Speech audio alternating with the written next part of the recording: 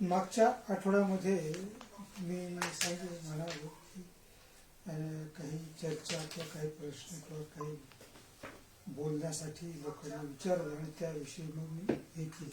पण ॲक्च्युली मागच्या आठवड्यात विचार करत असताना मला असा प्रश्न पडला की त्याच्यावेळी त्याविषयी बोलावं का दुसरा आपले जो नेहमीचा विषय चालू आहे ते. आणि मग मी तयारी करायला सुरुवात केली मागच्या आठवड्यात. मग मी हिराम विषयी पाहिलं, पण काय मनाला ती हे मिळालं खात्री की हेच सांगायला पाहिजे. आता अर्थात हिराम कोण काय आहे याच्याविषयी तुम्हाला पुढे कधीतरी ह्याच्यानुसार मी सांगेन प्रभूची इच्छानुसार. पण मग म्हटलं की ठीक आहे, हिराम नव्हे तर मग याराबामाविषयी पाहूया. त्याही वेळेस तसंच झालं. आणि मग म्हटलं की हिरामाचा संबंध आल्यानंतर शल्मोनाचा संबंध आला.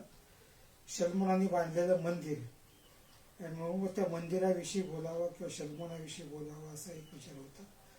परंतु शेवटी सर्व हे होऊन ते या विषयासंदर्भातच बोलण्यासाठी एक प्रकारचं कन्फर्मेशन मिळालं.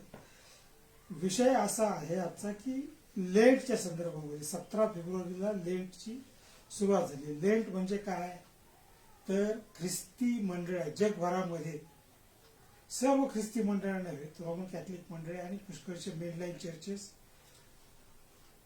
हे ईस्टर हा जो काही सण आहे त्या ईस्टर सणाच्या 40 दिवस अगोदर, 40 नव्हे तर 46 दिवस अगोदर लेंटचं पालन करतात. जर राखीच्या बुधवारपासून ईस्टरच्या सणापर्यंतचे जर आपण दिवस मोजले तर ते 40 होत नाही तर 46 दिवस होतात. परंतु ते 46 दिवसामध्ये असं होतं की जे रविवार येतात ते रविवार वगळले जातात, ते रविवारी उपास करायचे नसतात. तर त्याच्यामुळे मग ते 40 दिवस अशा प्रकारे ते उपास केले जातात. आणि अतिशय धार्मिक वृत्तीने पुष्कळ लोक अगदी मनोभावे अतिशय गंभीरपणे त्याचं पालन करतात. कोणी संपूर्ण 40 दिवस उपास करतात, कोणी आठवड्यातून 2 दिवस करतं, कोणी आठवड्यातून 1 दिवस करतं. आणि अशा प्रकारे एक प्रकारे ईस्टरसाठी स्वतःची तयारी करतात. आता कसली तयारी करतात हा प्रश्न मानसिक तयारी करतात का आध्यात्मिक तयारी करतात हा एक वेगळा प्रश्न आहे. परंतु हे सर्व करायची गरज आहे का, किंवा पवित्र शास्त्रामध्ये असं काही करायला सांगितलेलं आहे का की तुम्ही अशा प्रकारे पाळावं वगैरे. जर पवित्र शास्त्रामध्ये खरंच सांगितलं असेल तर पुन्हा सांगितलेलं आहे. आणि जर पवित्र शास्त्रामध्ये तसा काहीही सांगितलं नाही, तशी आज्ञा दिलेली नाही, तर मग लोक का पाळतात असे प्रश्न उपस्थित होतात. याच्यामध्ये काय आहे तर हे करत असताना माझ्या लक्षात एक गोष्ट आली की या ठिकाणी जो आहे कर्मकांड आणि प्रीतीचा नियम हे 2 गोष्टी आहेत. कर्मकांड करून देवाला संतुष्ट करणे, देवाला आनंद देणे, स्वतःच्या प्रयत्नांनी देवाचा संतोष मिळणे, देवाचा काय म्हणतात त्याला, देवाचं गौरव नव्हे, देवाला आपल्याविषयी आनंदित करून घेणे, संतोष खुश करून घेणं हा एक प्रकार आहे. म्हणजे स्वतःच्या कर्मकांडावर विश्वास ठेवणं. आणि हा जो दुसरा प्रकार आहे तो प्रकार आहे की देवाच्या प्रीतीचा नियम त्याच्याविषयी. आणि मग ते बघत असताना माझं लक्ष जे आहे ते मत्तेकृत शुभवर्तमानाच्या 22व्या अध्यायाच्या 37 ते 40 ह्या वचनाकडे गेलं. मत्तेकृत शुभवर्तमान याचा 22वा अध्याय 37 ते 40 आपण काढूया. मी तशी टाईप केलेली आहे, परंतु बायबल सुद्धा समोर आहे आणि ते सुद्धा काय हे करायला काय हरकत नाही. आणि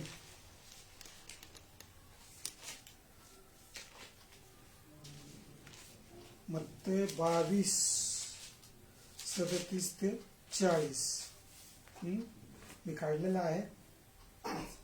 तो त्याला म्हणाला, तू आपला देव परमेश्वर. तो त्याला म्हणाला, तू आपला देव परमेश्वर ह्याच्यावर पूर्ण अंतकरणाने, पूर्ण जीवाने व पूर्ण मनाने प्रीती कर. हीच मोठी व पहिली आज्ञा आहे. हिच्यासारखी दुसरी ही आहे की तू आपल्या शेजाऱ्यावर स्वतःसाठी प्रीती कर. या 2 आज्ञांवर सर्व नियमशास्त्र व संदेष्टांचे ग्रंथ अवलंबून आहेत.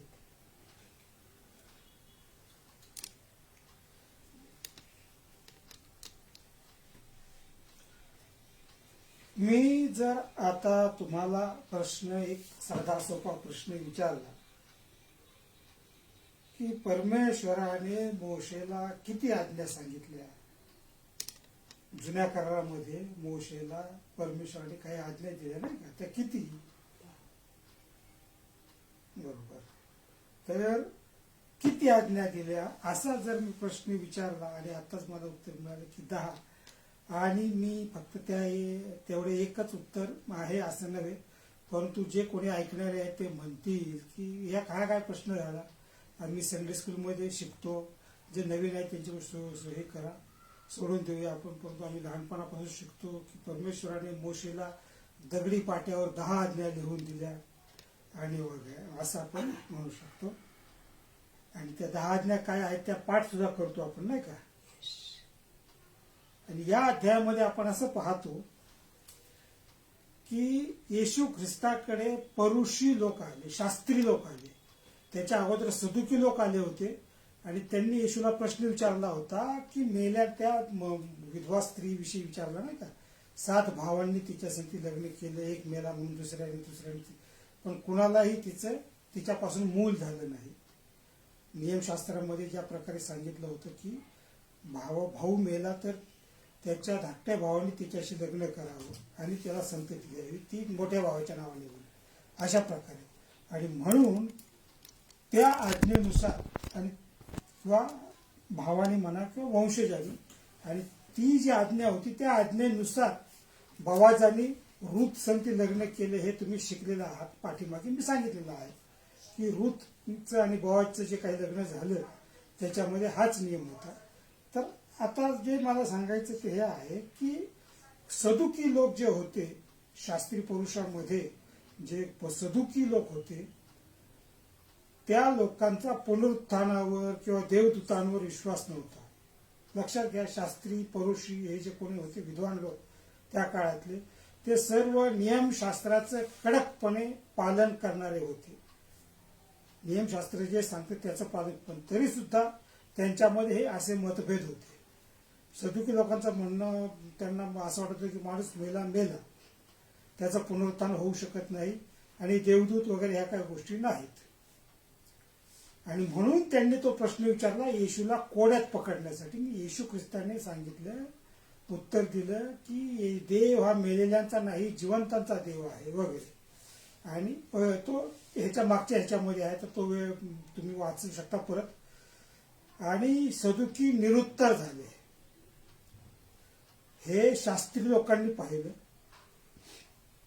शास्त्री म्हणजे त्यावेळेचे जसे काही ते वकील होते, म्हणजे देवाचे वचन शिकवणारे, नियमशास्त्राचं शिक्षण देणारे, लोकांना शिक्षण देणारे, त्याचे स्पष्टीकरण करणारे वगैरे असे ते विद्वान त्याच्यातले होते.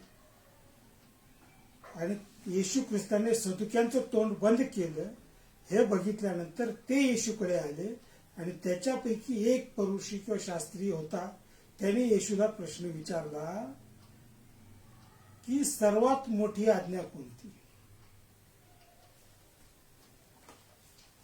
आता जर मी म्हणालो की मी मगाशी विचारलेला जो प्रश्नाचं उत्तर मोठं ट्रिकी आहे, तुम्ही म्हणाल की 10 म्हणालात आणि तुम्ही सांगितलं की 10 आज्ञा परमेश्वराने मोशेला दिल्या, पण तसं नाही. परमेश्वराने दगडी पाट्यावर 10 आज्ञा लिहून दिल्या ही गोष्ट खरी आहे. मी काल 2 दिवस सर्च करीत होतो इंटरनेटवर एकंदरीत त्याविषयी काय काय पाहायला मिळतं, काय काय नाही, की एक्झॅक्टली किती आज्ञा आहेत, काय आहे. आणि सगळीकडे 10 आज्ञा. मग कोणी सांगतं की ते 10 आज्ञा मग यहुदी लोकांनी त्या कशा विकृत केल्या, ख्रिस्ती लोकांनी कसे त्याची मोडतोड केली वगैरे, अशा प्रकारच्या गोष्टी आहेत. मग 10 आज्ञा कोणत्या, काय वगैरे एक विषयच. परंतु मला हे ठाऊक होतं की 10 आज्ञा नाही तर 10 पेक्षा जास्त आज्ञा परमेश्वराने इस्रायल लोकांसाठी दिलेल्या होत्या. पण त्या किती होत्या हे नक्की मला ठाऊक नव्हतं, म्हणून मी शोध घ्यायचा प्रयत्न केला. आणि मग एके ठिकाणी माझ्या ते लक्षात आलं आणि समजलं की एकंदरीत 613 आज्ञा परमेश्वराने मोशेच्या द्वारे इस्रायल लोकांना दिल्या. किती? 613, नॉट ओनली 10. 613 दिल्या. त्याच्यापैकी 248 आज्ञा ज्या आहेत त्या 248 आज्ञा ह्या पॉझिटिव्ह सकारात्मक, म्हणजे हे करा ते करा वगैरे वगैरे अशा 248 आहेत. आणि 365 आज्ञा ज्या आहेत त्या निगेटिव्ह आहेत, म्हणजे हे करू नका ते करू नका असं वागू नका वगैरे असं सांगणाऱ्या अशा 365 आहेत. आणि असं करा वगैरे सांगणाऱ्या 248 आज्ञा आहेत. म्हणजे एकंदरीत ह्या 613 आज्ञांपैकी सगळ्यात मोठी आज्ञा कोणती असा प्रश्न ह्या पौरुषांनी किंवा शास्त्र्यांनी येशूला विचारला. आता ह्या आज्ञांच्या बाबतीमध्ये कसं होतं की हे शास्त्री लोक त्यांच्या मनाप्रमाणे त्या आज्ञांचा अर्थभेद लावायचे, समजावून सांगायचा प्रयत्न करायचे, त्याच्यामध्ये काही भर घालायचे, असं होतं ते. आणि त्यांनी सुद्धा काही मोठ्या आज्ञा आणि काही छोट्या आज्ञा असे 2 गट केलेले होते त्याही याच्यामध्ये. परंतु त्याच्याविषयी त्यांच्यामध्ये एकमत नव्हतं की नक्की हीच मोठी आहे की हीच छोटी आहे वगैरे असं नव्हतं. परंतु एक ढोबळ मानाने त्यांनी केलं होतं. आणि म्हणून येशूला शब्दात पकडावं या हेतूने ह्या शास्त्री लोकांनी येशूला प्रश्न विचारला की सर्वात मोठी आज्ञा कोणती. आणि ते जे येशूने उत्तर दिलं ते हे आहे की तू आपला देव परमेश्वर ह्याच्यावर पूर्ण अंतःकरणाने, पूर्ण जीवाने व पूर्ण मनाने प्रीती कर, हीच मोठी व पहिली आज्ञा आहे. हिच्यासारखी दुसरी ही आहे की तू आपल्या शेजाऱ्यावर स्वतःसारखी प्रीती कर. ह्या 2 आज्ञांवर सर्व नियमशास्त्र व संदेश त्यांचे ग्रंथ अवलंबून आहेत. म्हणजे सर्व 613 आज्ञांचं सार येशू ख्रिस्ताने ह्या 2 आज्ञांमध्ये सांगितलं. काय आहे? आणि ते सुद्धा एका शब्दामध्ये काय आहे? प्रीती कर. पूर्ण अंतःकरणाने, पूर्ण मनाने, पूर्ण जीवाने आपल्या स्वतःसारखी शेजाऱ्यावर प्रीती कर. म्हणजे स्वतःवर प्रीती करणं, पण असं नव्हे तर मनुष्य स्वतःवर जशी प्रीती करतो तशी शेजाऱ्यावर प्रीती करायची. माणूस काय करतो? स्वतःवर प्रीती करतो आणि शेजाऱ्यावर टीका करतो बरेचदा, आणि शेजाऱ्याचे दोष पाहतो. परंतु येशू तसं नाही सांगत. येशू म्हणतो तू स्वतःवर जशी प्रीती करतोस तशीच शेजाऱ्यावर प्रीती कर. आणि ह्या गोष्टी केल्या म्हणजे ह्या 2 आज्ञा आहेत, ह्या सर्वात मोठ्या महान आज्ञा आहेत. आणि ह्याच्यावरच नियमशास्त्र संपूर्ण जे निर्गम, लेवीय, गणना, अनुवाद ह्याच्यामध्ये जे काही नियमशास्त्र सांगितलेलं आहे ते सर्व त्याच्यावर अवलंबून आहे, ह्या 2 आज्ञावर. थोडक्यामध्ये मी मगाशी सांगितल्यानुसार यहुद्यांचा कर्मकांडाचा नियम आणि प्रीतीचा नियम अशी येशूने भेदभाव केलेला, फरक केलेला आहे. निर्गमच्या 20व्या अध्यायाच्या 8 ते 10 वचनामध्ये सांगितलेलं आहे यहुदी लोकांना किंवा इस्रायल लोकांना देवाने मोशेद्वारे शब्बात दिवसाची आठवण ठेवून तो पवित्रपणे पाळ. 6 दिवस श्रम करून आपले सर्व कामकाज कर, पण 7वा दिवस तुझा देव परमेश्वर ह्याचा शब्बात आहे, म्हणून त्या दिवशी कोणतेही कामकाज करू नकोस. तू, तुझा मुलगा, तुझी मुलगी, तुझा दास, तुझी दासी, तुझी गुरढोरे व तुझ्या वेशीच्या आत असलेला उपरा ह्यांनीही त्या दिवशी काम करायचं नाही. ठीक आहे. ही आज्ञा मोशेने किंवा देवाने निर्गमच्या पुस्तकामध्ये दिली की शब्बात दिवशी कोणी, म्हणजे त्या गावामध्ये, यहुद्यांच्या गावामध्ये असणारा कोणी, तो यहुदी असो किंवा नसो, त्यांनी काम करायचं नाही. आणि त्या दृष्टिकोनातून जर आपण नेहम्याच्या पुस्तकामध्ये पाहिलं की नेहम्याने कसं रविवारी व्यापार उदीम करायला लोक येत होते, परदेशी लोक, त्यांना वेशीच्या बाहेरच अडवून ठेवले, त्यांना शहरात प्रवेश करू दिला नाही. शनिवारी त्यांना वेशीच्या बाहेरच ठेवले त्यांनी. तुम्ही जर नेहम्याचं पुस्तक वाचलं तर तुमच्या लक्षात येईल. पुढे मागे कधीतरी त्याच्याशी बोलायचा वेळ आली तर मी बोलेन, पण आता नव्हे. पण ही आज्ञा जुन्या करारामध्ये देवाने दिलेली होती. मग आता मत्तई कृषीवर्तमानामध्ये आपण येऊया. 12व्या अध्यायामध्ये पहिली 2 वचनं. 'त्यावेळी येशू त्यावेळी एका शब्दात दिवशी येशू शेतामधून गेला. येशू त्याच्या शिष्यांबरोबर एका शेतामधून गेला, कुठे ते चालला होता. तेव्हा त्याच्या शिष्यांना भूक लागली होती. म्हणून ते कणसे मोडून खाऊ लागले. शिष्य काय करायला लागले, तर शब्दात दिवस होता, कणसे मोडून खायला लागले. हे पाहून परुषी त्याला म्हणाले, पहा, शब्दात दिवशी जे करू नये ते आपले शिष्य करीत आहेत. म्हणजे आपले शिष्य शब्दात मोडत आहेत. हा एक प्रश्न, विरोधाभास बघा.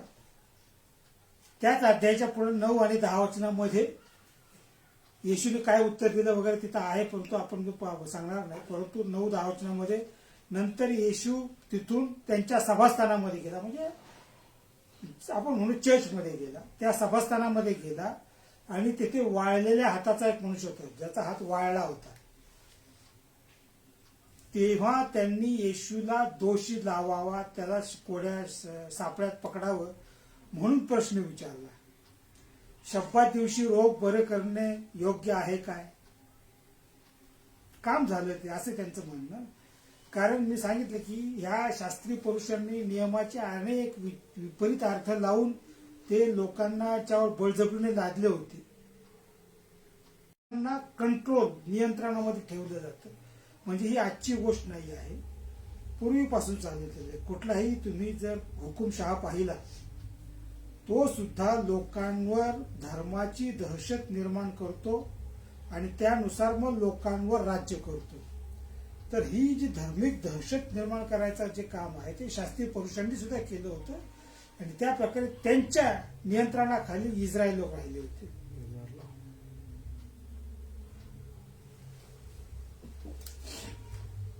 आता त्यांची प्रश्न विचारण्याच्या मागे आता बराचसा वेळ झालेला आहे, आता माझी प्रस्तावना झालेली आहे. पण असो, हा तसा पाहिलं तर खूप मोठा, म्हणजे मी हे केलं आणि 2004 साली मी एक लेख लिहिला होता लेंटच्या संदर्भामध्ये आणि तोच लेख जवळजवळ 7-8 पानांचा होता आणि तो छापून आला, 2-3 ठिकाणी सुद्धा छापून आला. अर्थात त्याचा किती उपयोग झाला, किती प्रभाव पडला मला ठाऊक नाही, परंतु त्या लेखाचा सुद्धा बराचसा संदर्भ मी याच्यामध्ये घेतलेला आहे. कारण इतिहास हा इतिहास आहे, त्याच्याविषयी मी सांगेन, परंतु आता वेळ आपल्याला हे काय होत नाहीये. परंतु मी फक्त इथं जो शब्दात दिवस आहे आणि मग ती गोष्ट मी पुढे लेंटसाठी जोडणारच आहे. शब्दात दिवशी यहुदी लोक काय काय करू शकत नव्हते. समजा ते चाललेत, चालता चालता त्यांच्या कपड्यावर चिखल उडाला, चपलावर चिखल लागला. शब्दात दिवशी त्यांनी तो चिखल काढायचा नाही, ती चपला स्वच्छ करायच्या नाहीत, ते तसंच करायचं, तसंच ठेवायचं दुसऱ्या दिवशी. दुसरी गोष्ट काय आहे, अशा बऱ्याच गोष्टी होत्या. आता ते हे होते, परंतु मुद्दा असा होता की धर्म जो आहे की हा धर्म नेहमी देवाने जे नियम सांगितलेले आहेत त्या नियमात स्वतः सुधारणा करतो आणि देवाला जे अभिप्रेत आहे ते न सांगता धर्माला किंवा त्या व्यक्तीला किंवा त्या शिक्षकाला किंवा त्या गुरुला किंवा त्या पिढी वंशाला जे पाहिजे असतं तेच त्याचा अर्थ लावतो आणि ते करायला सांगतो. की हे आता ह्या ज्या गोष्टी आहेत ह्या करण्याची की काय हे नव्हती, परंतु धर्म माणसाला अशा प्रकारे देवाने सांगितलेल्या नियमात देवाने न सांगितलेल्या गोष्टींची भर घालायला सांगतो आणि त्या प्रकारे तो देव हे त्यांच्यावर नियंत्रण ठेवतो आणि लोकांना असं सांगतो की ह्याद्वारे तुम्ही देवाला समाधानी करू शकाल, आनंदित करू शकाल, संतुष्ट करू शकाल. परंतु तसं होतं का? नाही होत. जुन्या करारामध्ये हे आपल्याला सर्रास पाहायला मिळतं. सगळ्यात महत्वाची गोष्ट म्हणजे ज्यावेळेस इस्रायल लोक मिसर देशातून बाहेर आले त्यावेळेस देवाने त्यांना तिथे सूचना दिली होती, मी तुम्हाला ज्या देशात नेत आहे, कनान देशात नेत आहे, तिथे त्यांचा समूळ नाश करा, नाहीतर तुम्हाला मोह होईल त्यांच्यासारख्या देवांची भक्ती करायचा, त्यांचे रीतिरिवाज पाळायचा वगैरे वगैरे. परंतु ते सर्व तुम्ही करू नका, त्या सर्व गोष्टी तुम्ही नेस्तनाबूत करा, असं देवाने पुन्हा आणि पुन्हा जुन्या करारामध्ये सांगितलेलं आहे. तर हा झाला कर्मकांडाचा नियम. शब्बात वगैरे ह्या ज्या गोष्टी आहेत त्याच्यामध्ये. हं? पण येशूने जो सांगितला 22व्या अध्यायामध्ये तो काय आहे की देवावर पूर्ण मनाने, पूर्ण जीवाने, पूर्ण अंतःकरणाने प्रीती कर. जर आपली एखाद्या व्यक्तीवर, आई वडिलांची मुलांच्यावर किंवा मुलांची आई वडिलांवर प्रीती असते, त्यावेळेस मग आई वडिलांनी आपल्यावर प्रीती करावी म्हणून मुलगा काय करत नाही, फारसं काय हे करतो अशी गोष्ट. तो काय करतो, त्याला माहित असते की आपल्या आई वडिलांच्या मुलावर आपल्यावर प्रीती आहेच, पण आपल्या आई वडिलांना आनंद होईल अशा प्रकारे मग तो काहीतरी नोकरी वगैरे, चाकरी काही जे करायचा, अभ्यास करणं वगैरे त्या गोष्टी करतो. त्या अभ्यास वगैरे करून तो त्या केल्यामुळे आपले आईबाप आपल्यावर प्रीती करतील असं त्याचं गणित नसतं. पण आपण हे केल्यामुळं आपल्यावर प्रीती करणारे आईबाप आनंदी होतील. तसंच आपण देवाची मुलं आहोत आणि देव कशामुळे आनंदी, देवाची आपल्यावर प्रीती आहेच. बायबल आपल्याला स्पष्ट सांगतो, देवाने जगावर एवढी प्रीती केली, नाही का, वचन पाठ आहे. मग जर देव आपल्यावर प्रीती करतो तर आपण काय केलं पाहिजे, पुढे जाऊया आपण. असं रोम 13:8-10 मध्ये सांगितलेलं आहे, एकमेकावर प्रीती करणे ह्याशिवाय कोणाच्या ऋणात राहू नका, कारण जो दुसऱ्यावर प्रीती करतो तो त्याने नियमशास्त्र पूर्णपणे पाळले आहे. कारण व्यभिचार करू नकोस, खून करू नकोस, चोरी करू नकोस, लोभ धरू नकोस या आज्ञांचा आणि दुसरी कोणतीही आज्ञा असली तरी तिचाही सारांश जशी आपणावर तशी आपल्या शेजाऱ्यावर प्रीती कर या वचनात आहे. प्रीती शेजाऱ्याचे वाईट करीत नाही आणि म्हणून प्रीती हे नियमशास्त्राचे पूर्णपणे पालन होय. हे कुणी प्रेषित पावलांनी स्पष्ट सांगितले. जर मी शेजाऱ्यावर किंवा दुसरं, आणि आपला शेजारी कोण, येशूने तेही सांगितलेलं आहे नाही का, ते संपूर्ण माणसाच्या गोष्टीमध्ये. त्याच्यामुळे फक्त आपल्या घराच्या शेजारी राहणारा मनुष्यच आपला शेजारी आहे असं नव्हे, परका मनुष्य ज्याला आपण ओळखत नाही असा मनुष्य सुद्धा. आणि मग जर आपण अशी सर्वांवर जर प्रीती करीत असू तर त्याच्या घरात चोरी करायचा किंवा काहीतरी व्यभिचार करायचा किंवा खून करायचा असा विचार आपल्या मनात येईल का? नाही. अरे आपली जर प्रीती आपल्या माणूस आहे म्हणून बायबल सांगतं. तसंच पुढं कलसे 2:20-23 मध्ये सांगितलेलं आहे. 1 पेत्र 3:8-9 मध्ये सांगितलेलं आहे. शेवटी तुम्ही सर्व एक चित्त, समसुख दुःखी, बंधुप्रेम करणारे, कणवाळू, नम्र मनाचे व्हा, वाईटाबद्दल वाईट, निंदेबद्दल निंदा करू नका, उलट आशीर्वाद द्या, कारण आशीर्वाद हे वचन मिळण्यासाठी तुम्हाला पाचारण करण्यात आलेले आहे.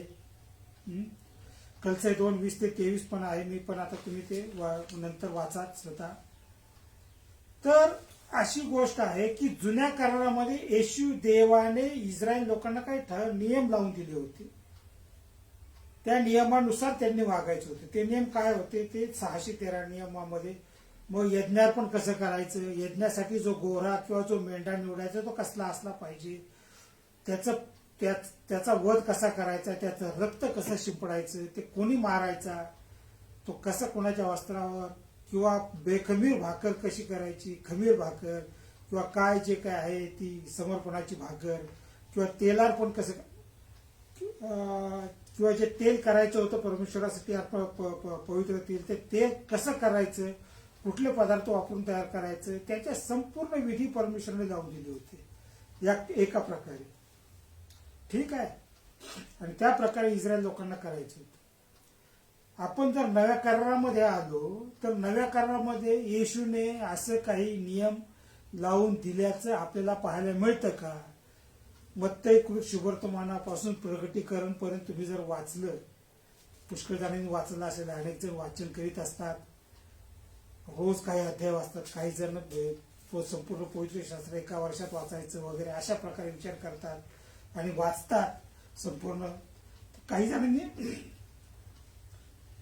वाचलं असेल नवा करार संपूर्ण. मग ह्या संपूर्ण नव्या करारामध्ये तुम्हाला असा काही कर्मकांड येशूने लावून दिल्याचं पाहायला मिळतं का? असेल तर सांगा तसे की हो येशूने सांगितलं. आता थोडक्यात आता कर्मकांड म्हणजे नव्या करारामध्ये येशूने काय प्रबोधनाचा विधी लावून दिला, दुसरा काय आहे बाप्तिस्माचा विधी लावून दिला. ठीक आहे, एवढे 2 विधी त्यांनी लावून दिले.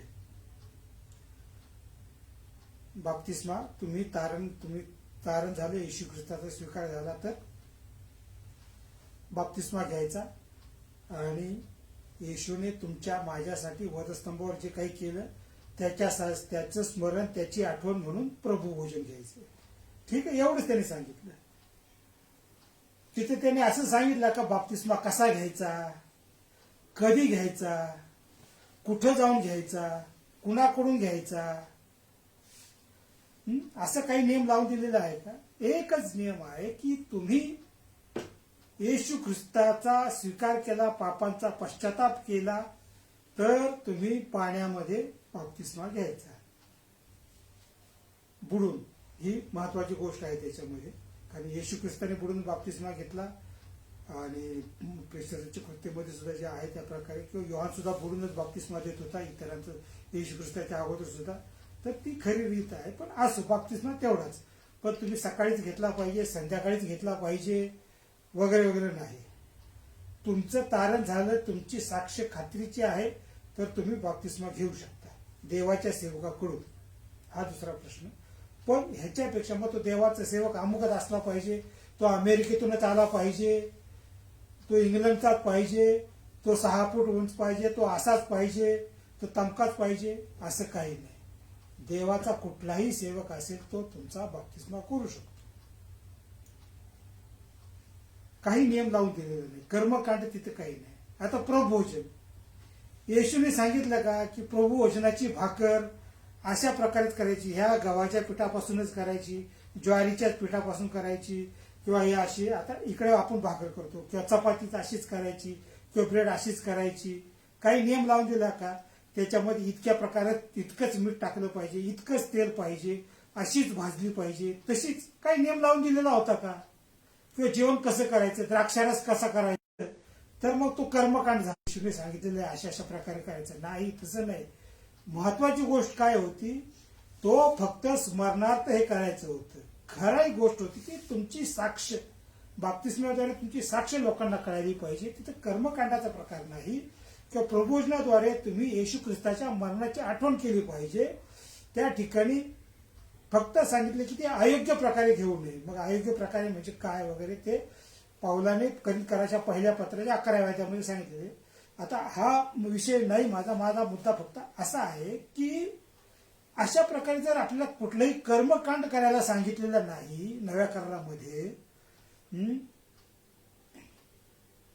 तर म्हणजे हेच कशाला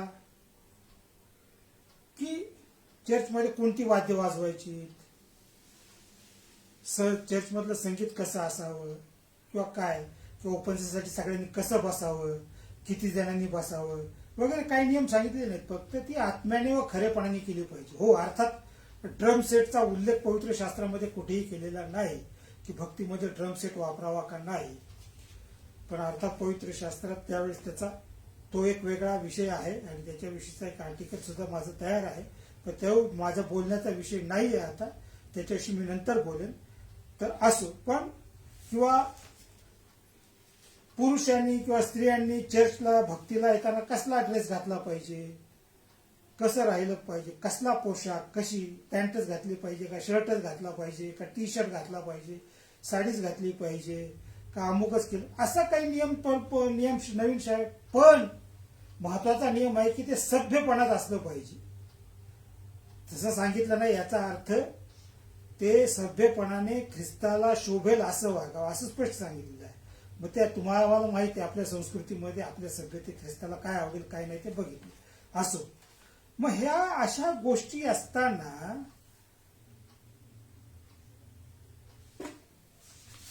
लेट जो काही पाळायचा जो काही प्रकार आहे, हा प्रकार मंडळीमध्ये कसा सुरू झाला?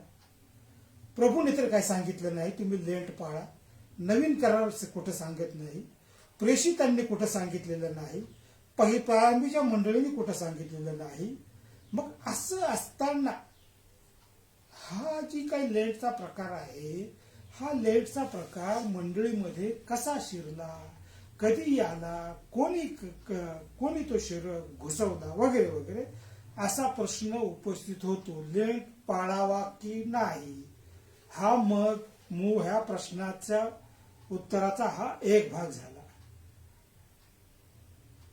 तर ह्याच्याविषयी आपण पुढच्या आठवड्यामध्ये पाहूया एक्झॅक्टली लेंट काय आहे, तो कोणी सुरू केला, कसा सुरू झाला, तो मंडळीत कधी आला, कधी सुरू झाला, तो मंडळीत ती प्रथा कशी सुरू झाली, त्याच्या मागचं कार्यकारण भाव काय आहे, वगैरे वगैरे गोष्टी, त्याच्यामधली धार्मिकता किंवा देवाचं काय, मग ते 40 दिवसांची उपास, मग जुन्या करारामध्ये मोशेचे 40 दिवस पाऊस पडणे, आणि एलियाचं 40 दिवसाचं वगैरे, म्हणजे अशा अनेक ज्या काही गोष्टी आहेत. पुढच्या वेळेस मी त्याच्यामधून आपण विचार करणार आहोत. येशू ख्रिस्तानी 40 दिवस अरण्यात परीक्षा झाली ते, आणि ह्या सर्व गोष्टींचा आपण विचार करणार आहोत. परंतु आता वेळ झालेली आहे, मी जास्त वेळ आपला घेणार नाही.